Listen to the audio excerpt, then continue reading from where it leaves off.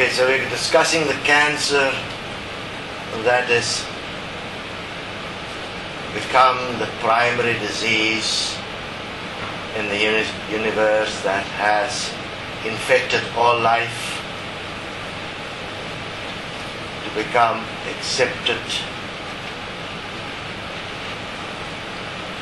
versions of deception, presenting faces behind which they hide a personal world which is managed through preferred will. What is preferred will? It is a matter of preference, which is believed to be the individual right of expression. Okay, so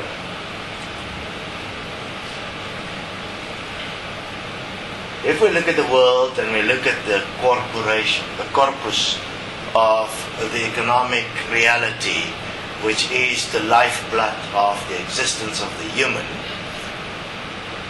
you will notice that all of these things are moving as a biochemistry industry. It is the putting together of parts of the earth into not necessarily compatible to life entities that is then used as the entertainment and the ego enhancement of the human. This then slowly but surely return and infect the human with the consequence of what has been allowed. Within FaceWorld, we're going to take on and offer an opportunity for those that profess that they want to make a difference in the world, a way to actually have an effect in the world that will have an economic effect on the corpus of the economic structure of the world.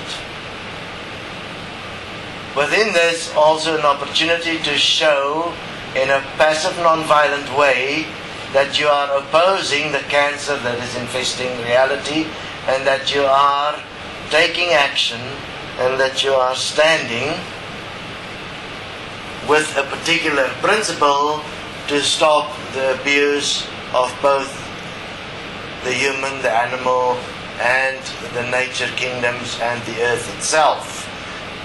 As you've noticed that we are all in one bubble, which is contained as the atmosphere. And this is a recycling bubble. Everything from energy to air to water to food to nature to human is all recycling the whole time. And obviously what we do with what is here becomes part of us. We have taken a particular point which is fairly easy to do and which is indicative of human ego.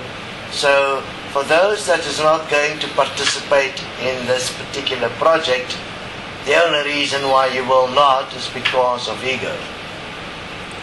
And that will confirm that you are willing to give up everything else in existence so that your ego can remain intact. The point specifically has to do with shampoo and all chemical products related to hair.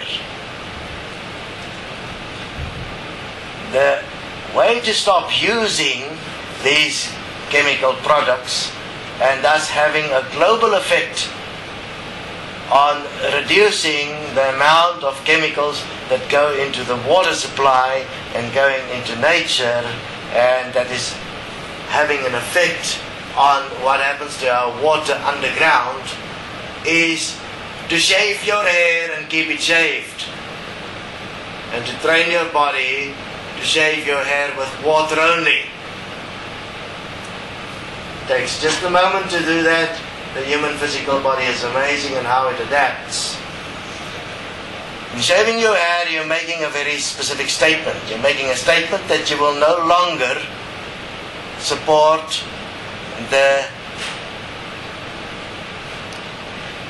placing, the merging, the moving of chemicals into the water supply, because at the moment you don't even notice it's happening. But commonsensically, if you observe, imagine you're doing it every day virtually, you are putting a lot of chemicals into the water. You can take one day's water and put it out in nature and start to watch how long it takes nature to clean that bit of water you have just contaminated with all kinds of weird and wonderful chemistry stuff. You'll notice it takes longer than it takes you to mess up the water. So nature is not able to move it and clean it as fast as you're able to contaminate it. So that causes a compound effect which will cause major problems in times to come for the children to come. Because in many cases you will not see the result of the actions you've taken.